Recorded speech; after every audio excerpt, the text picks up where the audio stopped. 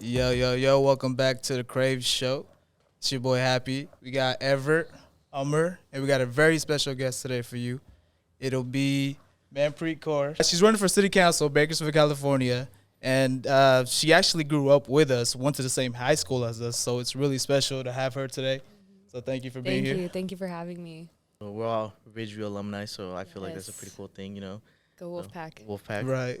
Once part of the Wolfpack, always part of the Wolfpack. Exactly. So, pretty much, like, how was it for you? I know you were ASB president, right? So, would you say that pretty much laid a good foundation for you wanting to be a voice for others? Yeah, I'll be honest, I was a really shy kid growing up. I was not the loud kid, in class. I was just a quiet kid who was reading. And it wasn't until like the end of my freshman year at Ridgeview where I was like, I need to find what makes me happy and I need to get more involved. And I can't have this boring of a high school experience. Yeah. And so I joined ASB and I'll be honest, I think being the student body president at a young age gives you so much responsibility and trust, both from students and from like the administration. That made me realize that, even at a young age, you could really have a voice. And I give this example when I'm talking to high schoolers, but it was even small, what seemed like small things now as like adults, as grown adults. But, our football team was going to the Valley Championship game. And they wanted, like the students wanted a bus, they wanted to get a spirit bus going. And the school's like, no, we can't afford it and all of this stuff. And there were 100 excuses why we couldn't go. And enough students kind of kept approaching me and saying, like, this is really important to us. Like, our football team has not ever come here and gone to Valley. And so when I requested a meeting with the principal, then he was like, you know what, I understand. Like, this is something that will get done. And somebody just told me this the other day. And they're like, I remember when you did that. And I'm like, I don't even remember I did that. That's crazy. So I think we underestimate how much power young people can really have and the voice that young people have and the power that they can channel. And so being the student body president then, even if it was spirit things, it was representation. I was also the first Punjabi Sikh student body president. And what Ridgeview does is they put photos of every ASB president in the ASB room, and you're looking and there's like, there's a lot of diversity. And then it hits my photo at the, when I was looking at that every like day when you're in high school, it gives you, it empowers you. And then after that, I think we had 3 Punjabi ASB presidents. Yeah. Wow. Like, that's something I'm really big on, right? Like, when you have a voice for others, it's hard to want to be or achieve something where there's nobody else who looks like you or kind of represents those same cultural backgrounds. So for you being the first ASB president, like, it probably set them up thinking that, oh, if she did it, now I can do it too. So just starting from a young age, I think that's really cool that you were able to embody that and help others kind of have that same dream and achieve that goal for ASB president. Yeah, thank you. Like, we were all going to high school at like around the same time, and like I know we've come a long way. Like, you did a lot of Jakara stuff and got that going in Bakersfield and the schools and stuff like that. But like, when we were in high school, all we had was this Mesa club that every Punjabi was part of. Oh, yeah. Yeah, I remember Mesa. Yeah. So like how we were saying, like, when there's nobody else already, we didn't have any platforms that kind of existed to raise our voice and kind of, be leaders in our community. And I think that kind of set the foundations. Mm-hmm. And so, like, that's really cool, that we've come a long way, and it's not been that long. It's only been like 10 years. Yeah. Right. And, I'm glad you mentioned the Mesa Club because, that was the one club that took us on like field trips as students. That's the main reason That's the main reason we were all in that club. Let's be honest, No, But it's somebody who somebody believed in us enough to say these students should go to different colleges and should go on fun trips and should have the opportunity to learn outside of the classroom. And we all like gravitated towards that because we didn't have that kind of outside of the classroom. And to just see that we had a space where like Punjabi students could be in the same room. Exactly. It's like Gurdwara style. It's like boys are on one side, girls on the other side. Definitely. But I think it still meant a lot to us. And so when we started the Jakarta high school youth chapters, it was kind of the same feeling that we wanted to create, is having a space where you can just identify with each other. You guys are we're all getting yelled at for the same things at home, so Right. it just makes it easier to connect at school and get inspired by our history, our culture, and just be proud of who we are. And it's working when you have like non-Punjabis join the club too, because that kind of ecosystem is something everybody is looking for too. I can kind of relate to that. I mean, I'm Hispanic, and I've always been around Punjabi culture, like especially with these guys. Like, I love every part of it. Like I'm both at their weddings, Aw. week long events. Week-long. He knows more about Punjabi culture than some Punjabis do. Yeah, Like, I love it. He's like, I should have a jag going to my wedding. I'm like, it would be a shame if he didn't have Yeah. his Yeah. own We're wedding gonna at make this that point. Like, Yeah, you I- will. Like Amarjo, he was doing the slideshow for the fundraising for the Gordura. Yeah. And then I was like, well, why aren't they giving like the dollar amount at the end? Like, Like, the one, you always do the Yeah. 101. so it's just The little way thi- you said Gurdwara, you don't have to say anything more. I knew it. I knew from that pronunciation. You're Yes. Punjabi. So I try, but it's fun. So how would you say like growing up in Ward 7 was for you? Like, Yeah. I honestly, like I found out at your fundraising event that the city was split up into wards. So I didn't know that. Hey. And You so learn something you new. learn something new every day. So how was Totally. Ward 7 growing up? I think you just summarized it perfectly. Like growing up and in that area of town, I think there's something special about it. There is such pride, like being associated with Ridgeview. Some of us, like, we still feel that connection. And I'll say that I don't feel that from like people have gone to other high schools. Like, I've now gone through like 6 or 7 years of high school students who have graduated from the programs I've worked on them with. And anytime I'm at the door and someone is like, oh, I heard you went to Ridgeview, like my daughter went to school with you, my grandson goes there. However, it's not just a school. I think it's also a community, and there was like an environment created for us there. And I think that speaks to Ward 7 too. Like you said, a lot of us don't know that the city is split up into 7 different wards, different districts. And with Ward 7, the lines were, through community advocacy, were redrawn just this past April. And that took a lot of work because people wanted to keep, communities that identify with each other. They wanted to keep them together, not just in Ward 7, but Ward 7 was a special fight because the first time you see like Latino communities, African-American communities, Punjabi communities coming together to say, yeah, these communities should be kept together in one ward. Otherwise, it would have been split at Stein Road.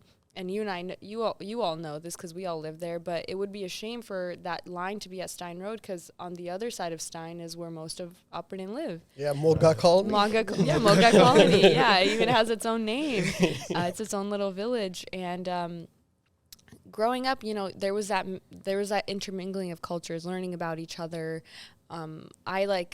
I get made fun of now, but like I like to brag that I've been in 3 quinceañeras, like actually a part of it.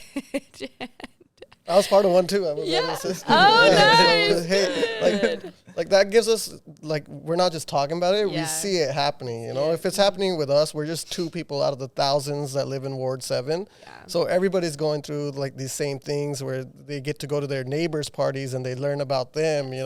So like Everett was saying, it's not just about him knowing what a jago maya is. Like it's cool knowing that, hey, this is what you guys do, or Me this is too. your food. Yeah. Or like we compare our foods a lot. Like he knows what a pronta is, and we eat his pupusas all the Love time. So that. See, that's like, for me, that is what it means to be like in America, be American, getting to know each other. Because it is, right? Like all of our families settled here for a reason. Yeah. And in Punjabi, we have this saying, it's called, your dana pani, like the seeds and water are written for you before you even know where they're written for. And so our family's dana pani was written for Bakersfield, for Ward 7.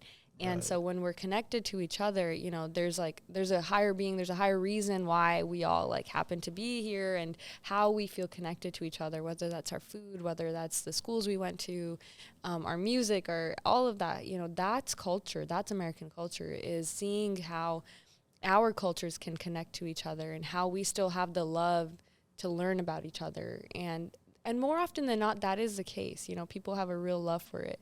And again, when I'm at the door, people like, they'll show me pictures of, you know, going to their neighbor's jago and like in their Punjabi suits. And I think that's what makes it really beautiful. And that's why I would, you know, be so proud to represent the area that I grew up in. Yeah, us realtors, we have to do a lot of door knocking. Right. So you might have to come give us a lesson on that soon, because a lot of us need help with that one. Yeah. It's, you know, there's nothing more humbling than being at someone's door asking for something like a vote. You get humble real quick. Have you ran into, so the other day I was door knocking and there was a house, they had this sign, we don't want you to convince us about this, that, and I just read the sign for like 5 minutes and I just walked away. Have you experienced anything like that? Well, there's I have more good stories than bad, but I will say that you know, some individuals will say like, can't you read a sign? Or sometimes like we're like, maybe we won't approach that door. But it's like, you know, how do you kind of see that? Like, I'm not selling you an idea, I just wanted to say hi to you. Like, I'm running in this area for city council. So you're right. Yeah, it's like no politics and don't I already found our God, you know, that kind of stuff. But and at the end it says, and we don't want to sell our house. That one hurts me the most, you know, that's why I'm there. So Going back to like how Ward 7 is a community, like I 100% relate to that, because at first when I was seeing your signs everywhere, which I just kind of want to applaud you and your whole team for that, because your marketing has been amazing. So I'm very fond of that. And then, but and that's saying a lot because he loves marketing. Like, he's our marketing genius. Wow, I'm honored. Got some good brains on this team, and yeah, it's, you know, if we wanted a campaign that could resonate with people, and that's from the colors we chose. It's from like everything was very intentional, and we wanted intentionality, because when election season can be very draining, but like everybody's not in it, right? But how could I grab the attention of someone who is politically apathetic or is just too busy? You know, they don't have everyone. There's so many stressors in life. So we wanted something bright, something approachable, but we also wanted something that could, you know, look pretty when you're driving by. So the colors, you know, they really resonate. And we chose blue and orange because those are the colors that are also true to like our Sikh that's what I was gonna say. I like how you chose those colors, and you still made them look nice and pretty, like you said.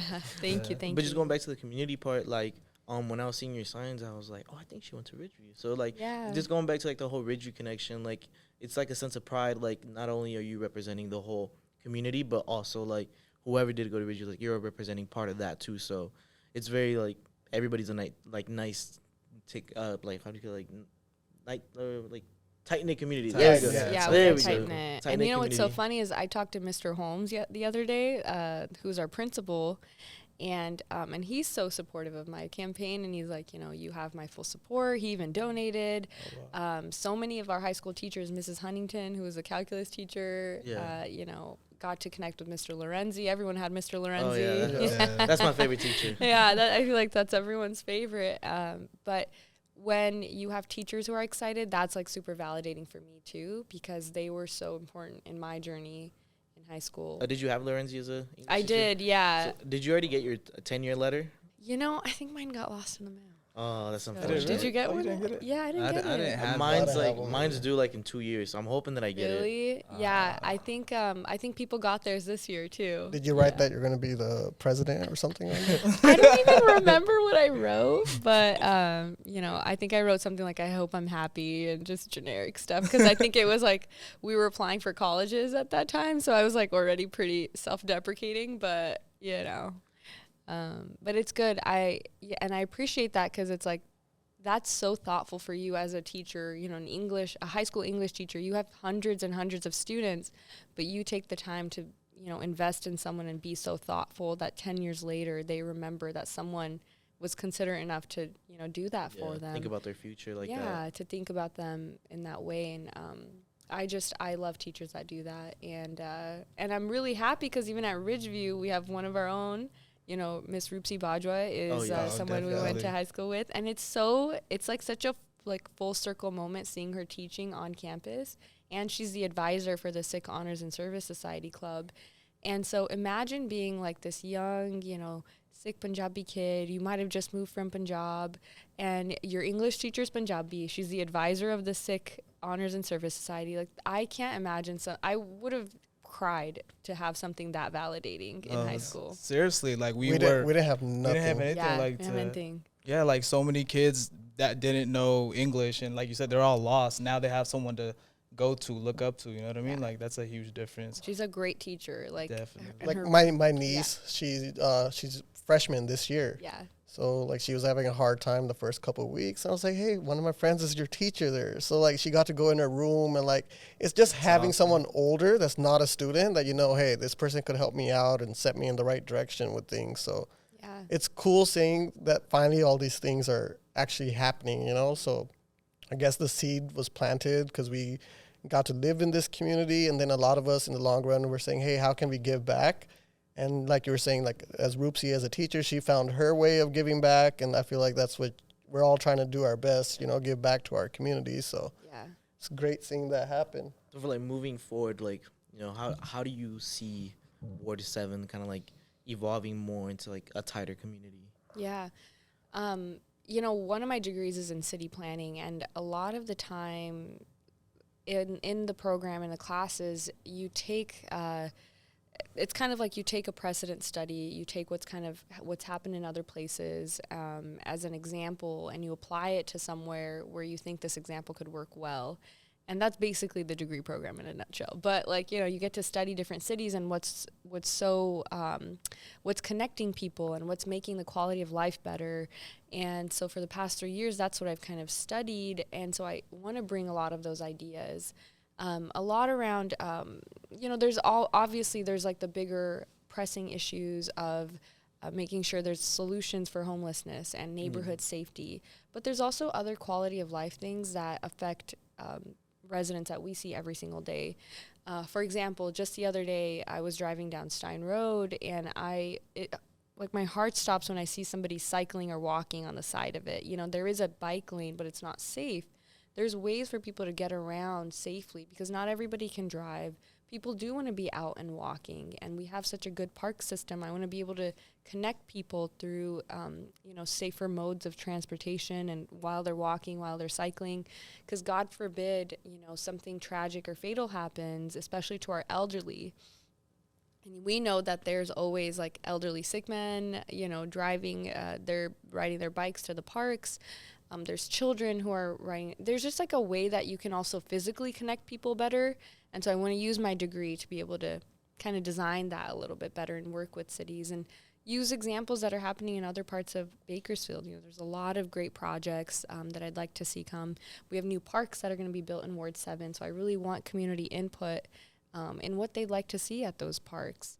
Just the other day, the city hosted a meeting about Kaiser Permanente Park for the next kind of 10, 20 years. They want to plan, what's going to come and what facilities people would like to see. Is it a community center? Is it a pool? Is it tennis courts?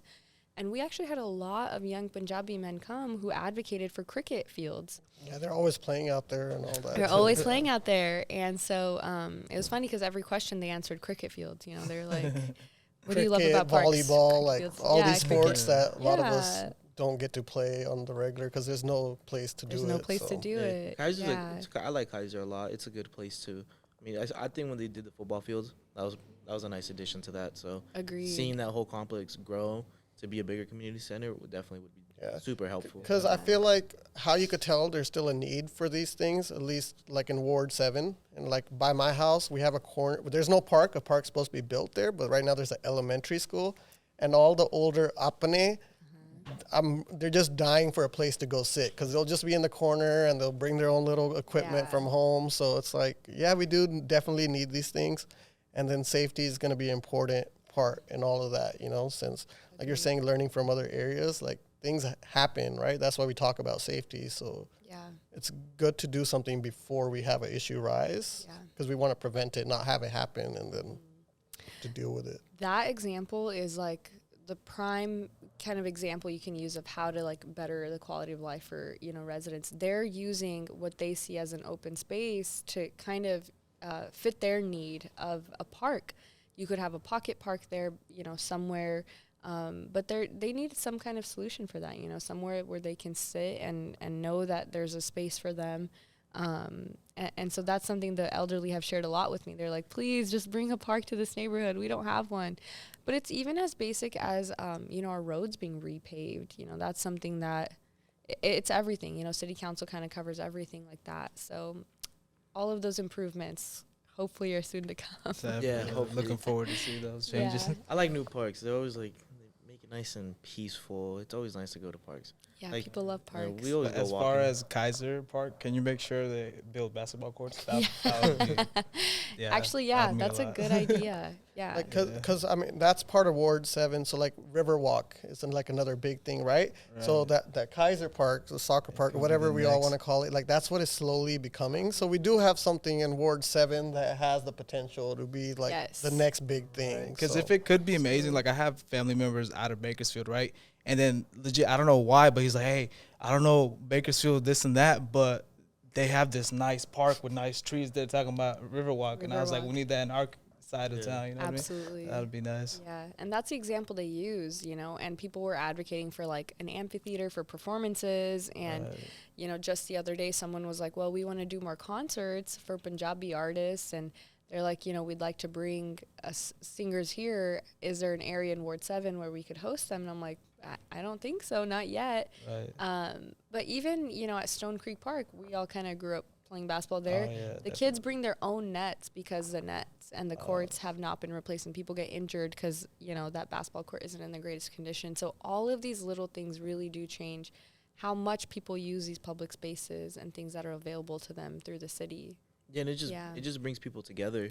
Totally. So more cultures can kind of commingle, learn more about each other. Because Yep. I know Silver Creek or Stone Creek Park, I mean that's where everybody kind of used to hang out when I was in high school. So you have every type of culture there, and everybody's just having fun, and it's a nice way to merge communities that way. Yeah, we mingle in our public spaces. You're right. Like it'll be like a birthday party, a Zumba class, the elderly playing cards, an intense basketball game going. But you see that activity and it's really exciting. And, our city should be bringing those kinds of things for people and making those improvements for sure.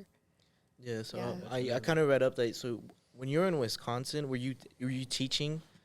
Yeah, I was. So I was in graduate school at the University of Wisconsin-Madison. So Okay. I did a dual master's program. So it was public affairs, which is another name for public policy, and then urban and regional planning, which is city planning. And then I was also a TA. So I was teaching a contemporary public policy issue class to undergrad students. Yeah. So it's pretty cool. It's pretty cool though how like what you're doing now is like you're passionate about it enough to teach about it. Yes. So Yeah. everything goes full circle. So you being able to kind of do that, the community that you grew up, lived in, I think it would be super awesome to see. Thank you. Yeah, it was really humbling teaching undergrad students too. Yeah, teaching's not easy. Yeah, it's not. You're like, all right, how do I make this interesting? And that's the challenge. But it's and it's younger people. They have access to every bit of information. It's at our fingertips, and that's so different from even when I was in college. So there really is a way to interact and make policy feel personal, but also understanding, like we were talking about, some of the most intense issues happening. And so transitioning that now, yeah, I'm like, sometimes I forget all the things I've done, but that would be that's the experience that I do want to use and be able to apply the things that I was able to study and also teach. What I like about like what you talk about usually on, like speeches or interviews, that you always like, you big up Bakersfield, you know what I mean? Like you really like, oh, that's my home. I want to go back and implement what I learned, and you're just like, I'm proud to be from Bakersfield. To be honest with you, growing up, I've always been the opposite. Like, oh, people say, oh, where you from? Oh, unfortunately, Bakersfield. You know what I mean? Yeah. Like, but seeing you do that, I'm like, how, like, like so much pride in having Bakersfield. Like, it is somewhere we grew up and became who we are. So that's really awesome seeing someone, like, it makes me want to like change my thought process about that. Yeah. Like, how do you like what in your mind makes you think like, oh, this Bakersfield, this is my home, this is what I want to make a better place? Like, Yeah. I'll be honest, I probably thought the same things. That's Uh-huh. why I left. Right. That's why I left for college. But I think it's I think it is important for people to leave, but to come back and bring back what they learned. And so I moved to places where there wasn't a huge Punjabi community. Like in San Diego, there was there was a presence, but it was like, it was still something special for us to go to Gurdwara for Diwali or whatever it is. And I was taken out of the environment, and it isn't just, you know, one ethnic community. It was a comfort that I felt, the strong community I felt in high school, and having my best friends here and all of that. And that made me realize how special that was. And I saw, you know, people that didn't have that. And it really was people also talking bad about my hometown wherever I went, you know, people were from the Bay Area, and I'm like, no, you don't see the Bakersfield off the 5, like you have to come on the 99, you know? So I'm like justifying it. But I had to sit back and think, like, why am I always defending it? Why am I always justifying it? And again, there's probably a reason that my, you know, parents decided to settle here, growing up here, and you know, it gave my family a chance, and I think that's something that I appreciate, and really, you know, it humbles me still. And then again, I moved to Wisconsin for grad school, and there was an even smaller Sikh Punjabi community there, and less diversity. People are so sweet and so kind there, but I still, you know, like I was explaining things that I don't need to explain to someone like, you know, Everett, like, what is a kada? You know, I was like explaining 5Ks, and I was explaining like why I have long hair, you know, things that I hadn't explained since like first grade.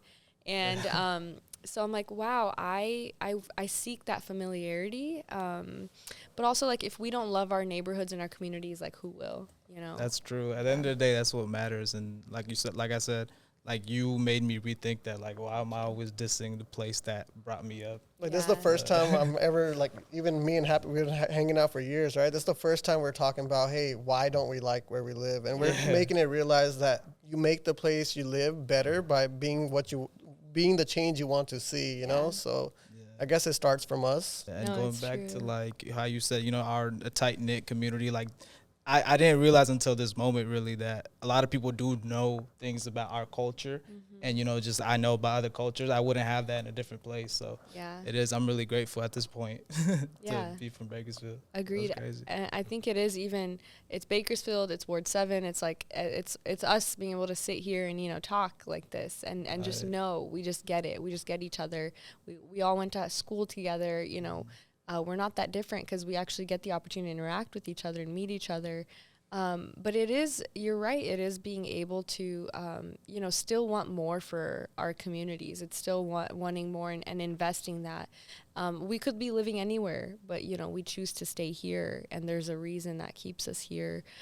Might be the affordability, but that's still a reason, you know. It might be our family, it might be the love we have, and that's okay, you know. Those are reasons to stay, those are reasons to come back.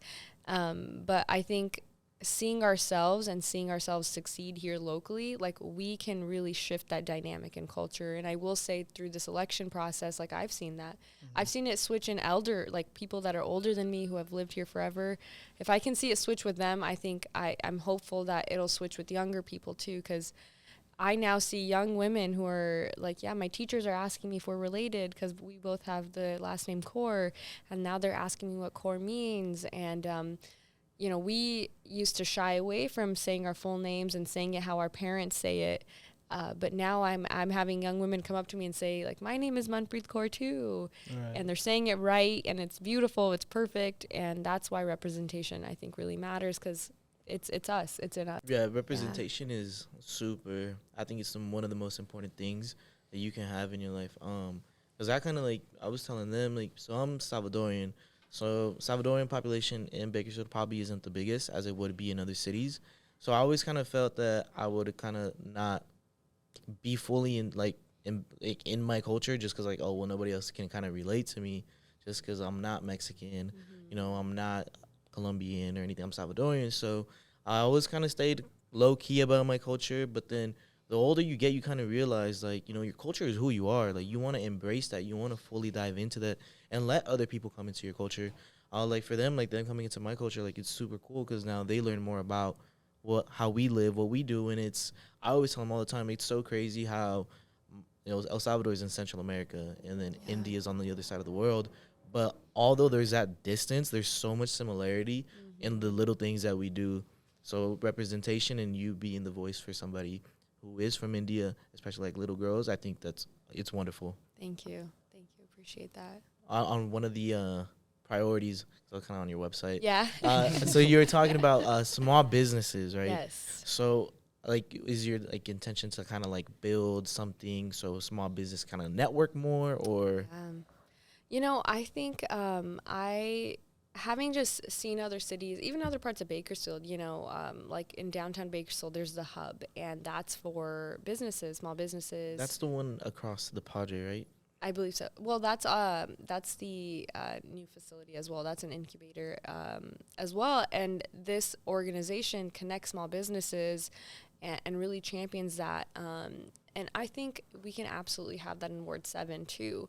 Creating this network, creating like this ecosystem for small businesses to meet each other, learn from each other, whether you're doing mixers or whatever, but bringing people under one roof from time to time to like talk about their businesses, the struggles, but also how to keep businesses in Ward 7 and attract new ones. It's more of like a dream, but I want to see a farmer's market come to Ward 7. How nice would it be we have so many open parking lots, but bringing like fresh vegetables and fruits and different businesses from other parts of the city into Ward 7 so that people can really see that we can create these fun, exciting things right here. It's just about bringing the ideas, and it doesn't take too much effort, but it really is just planting that idea there. And there's so many new exciting businesses in Ward 7, small ones as well, whether it's food, whether it's, people we're growing up with who are starting small businesses, going to high school with, starting small businesses. How do we make sure that Ward 7 is a place where they want to continue doing business? So connecting with them with the opportunities they need. And there's other grant programs that are probably available at the city or will come to be available at the city that I would love to champion and advocate for Ward 7. But we just don't know those until we're there, until we're in the room, until we have a seat at the table, making sure that we can advocate for, first generation business owners, small business owners. Like, that's a big deal. And I think people should know that that's a big deal in the way that they're celebrated. And so in creating this network, that would also allow for us to kind of say, hey, they've done this and they want to help others also, on this path. Amarjot might not have the capacity, because he's newly married, but hey, but yeah, because it always feels like, especially when you're like on Ward 7, it always feels like you have to go like some other side of town to like get something done, but sometimes you would wish you just be able to do it like in your own community without having to go all the way to like downtown, northwest area. So I definitely, I think that would be super helpful to have something here like on our side would be a lot more local, so we can kind of see like the little farmers market thing you said. How many auntie are gonna show up if they have fresh sabji every morning somewhere in the corner? Yeah, right. Some quick money off some gadgetan or something. Right, exactly. I'll invest in that idea. Yeah, cute little farmers market moment for young people and old alike. I think that would be so fun, and it's so doable, and it just like takes us having the opportunity to do it. Yeah, because there's a lot of people who have their small businesses in Ward 7, and then a farmers market would be a great way to represent themselves, and then just bring the community together, just so we can have those Saturdays where we're gonna go, whether it be Kaiser Park or something. Yeah. Anyway, so I would love to do something like that. So recently, since I'm newly married and my wife moved from like a city, I've been like Googling a lot, like what's there to do in Bakersfield, what events are we having and stuff like that, So I think that's something definitely, if we had more things to do, people will be down. It's just we never brought up the idea. Like, this is the first time ever thinking like, hey, we can do this just on our ward that we live in, you know? Like, there has to be no reason we have to go on the other side or another city to do things. And I guess talking about these things are how we're going to make it happen. Yeah.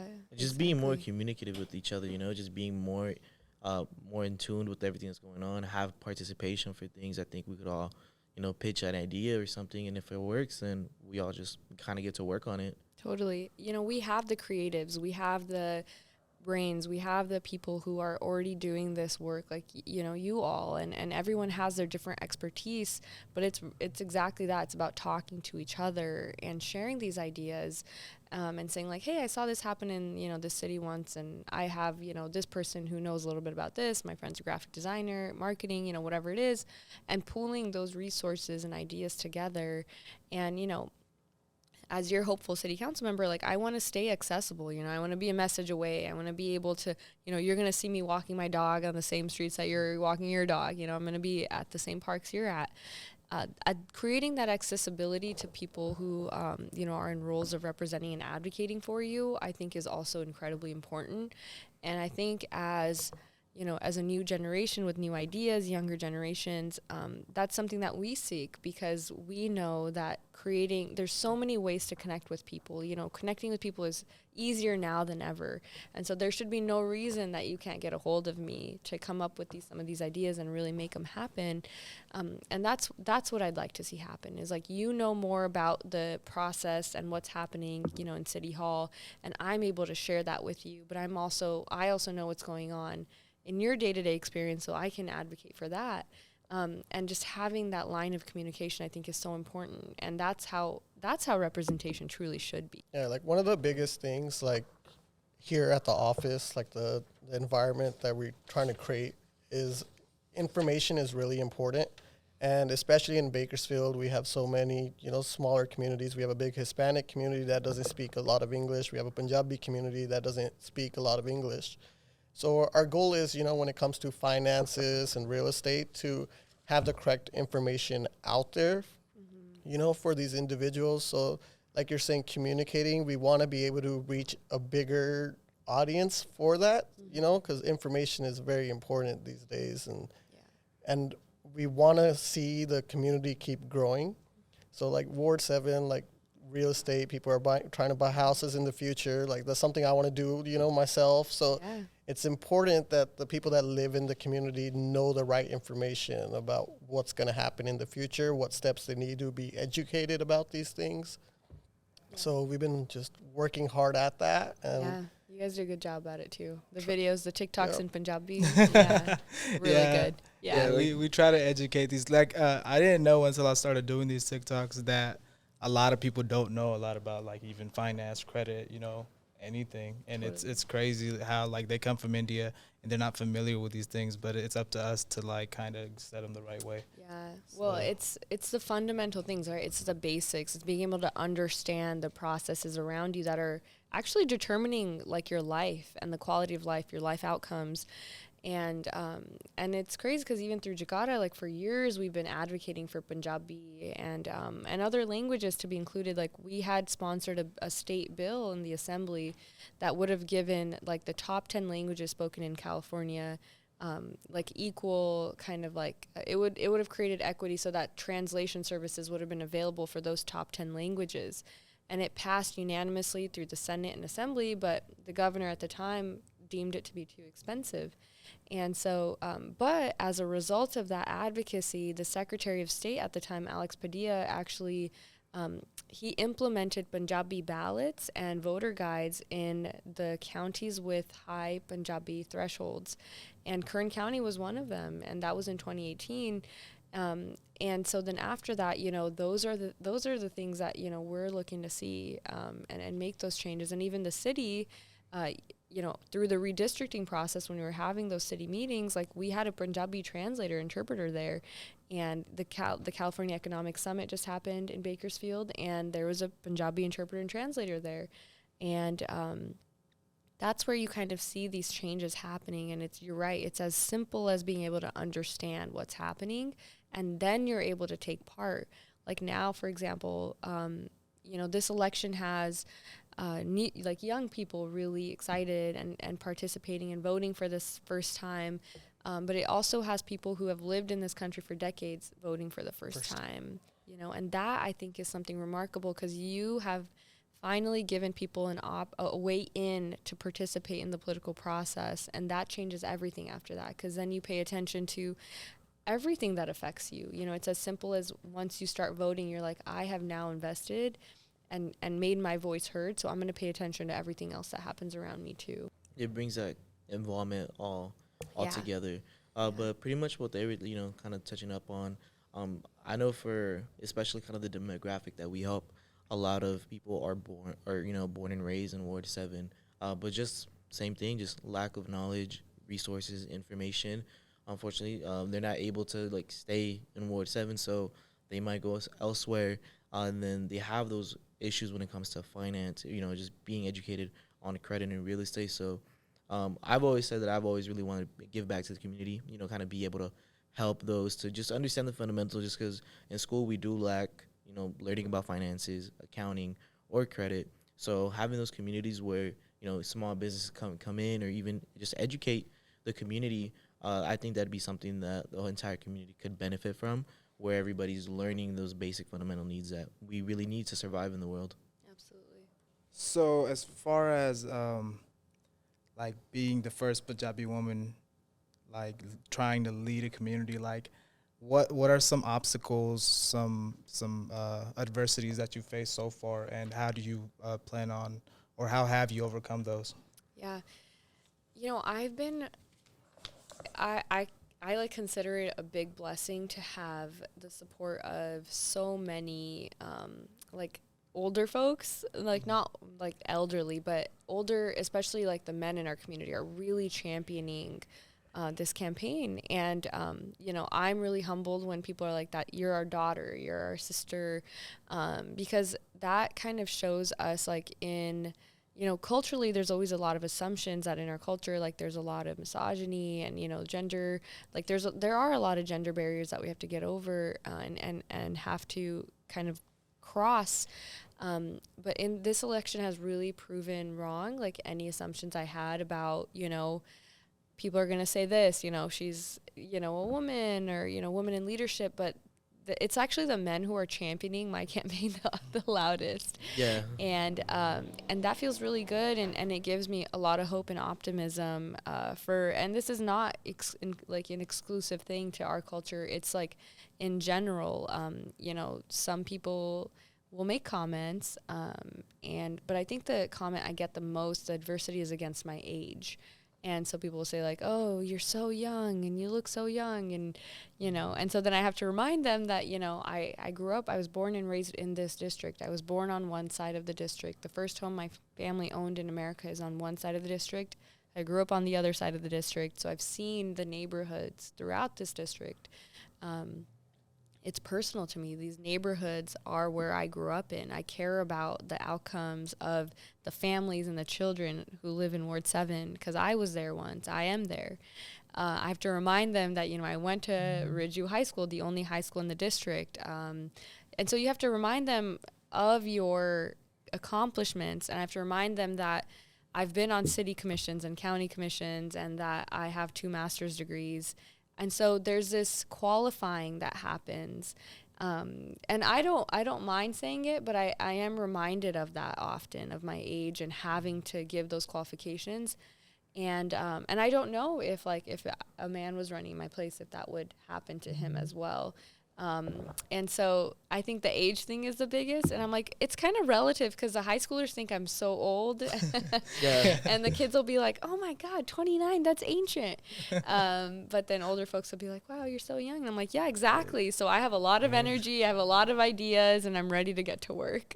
Yeah, you kind of got to use what they say, kind of flip it, it'll be a positive thing instead of a negative. Yep. Going back to like age is really relative, I mean, just because you're younger doesn't necessarily mean you don't have the right ideas or that you're not able to execute on something. So, for certain political positions, like I think for the president, you have to be like 35. Yeah. I think we need to switch roles a little bit. There should be an age limit, when you got to because, I'm just going to keep it at that. 99. I think 99 is a little too old. No, yeah.